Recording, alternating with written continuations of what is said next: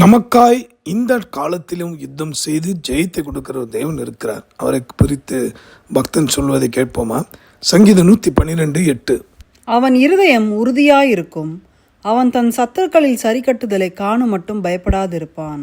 அதாவது தேவனாகிய கர்த்தர் மேல் நம்பிக்கை வைத்திருக்க மனுஷனுடைய இருதயம் உறுதியாயிருக்குமா? அதோடைய பொருள், ஒருவேளை கண்மலை வெடித்தாலும், பூமி அதிர்ச்சி ஏற்பட்டாலும், காட்டு தீ பரவினாலும் சரி, அவன் இருதயம் கர்த்தர் மேல் நம்பிக்கையாக இருப்பதனால உறுதியாக இருக்கும். அது என்ன?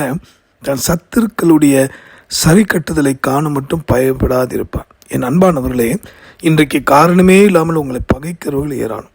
உங்களை பாராட்ட வேண்டியவர்கள், உங்களை விசாரிக்க வேண்டியவர்கள், உங்களுக்காக நன்மை செய்ய வேண்டிய மனுஷர்கள், ஒருவேளை உறவினர்களாக இருக்கலாம், நண்பர்களாக இருக்கலாம், எதிர்த்து வீடாக இருக்கலாம், பக்கத்து வீடாக இருக்கலாம், யாராக இருந்தாலும் சரி, கர்த்தர் உங்களுக்காக யுத்தம் செய்வதை நீங்கள் பார்ப்பீங்க. என்னை காரணமே இல்லாமல் பகைக்கிறார்கள், நானும் ஜெபம் பண்ணி கொண்டு இருக்கிறேன் அப்படின்னு பக்தன் சொல்கிறார். என் நேசத்துக்கு பதிலாக என்னை பகைக்கிறார்கள். இந்த வார்த்தை கேட்குற நண்பர்களே, தேவன் உங்களுக்காக யுத்தம் செய்ய தொடங்கிட்டார். உங்கள் சத்துருக்குடைய சரி கட்டத்தை நீங்கள் பார்க்க போகிறீங்க. பயப்படாதீங்க.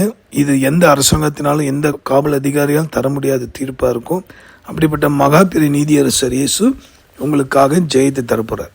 நீங்கள் ரத்தம் சிந்தி சம்பாதிச்ச பணம், கஷ்டப்பட்டு சேர்த்த சொத்துக்கள் திரும்ப உங்கள் கைக்கு வரும். ஏன்னா இந்த வருஷம் ஆண்டு ஏற்கனவே சொல்லிட்டார், நீ சகலத்தையும் திருப்பிக் கொள்வாய். சந்தோஷம் தானே? நம்பிக்கையோடு ஜெபிப்போமா? நன்றி ஆண்டவரே, இந்த வார்த்தை கேட்டு என்னோட ஜெபிக்கிற யாவரையும் ஆசீர்வதியும். பயத்தை எடுத்து போடும். அவர்கள் சத்துருக்கள் யார் என்று அவர்களுக்கே தெரியாமல் கூட இருக்கலாம். ஆனால் உமக்கு தெரியாது ஒன்றுமில்லை. தயவு கூர்ந்து அவர்களுக்காக யுத்தம் செய்து கர்த்தர் நீ நீதியை நடப்பிக்க வேண்டுமா ஜெபிக்கிறோம்.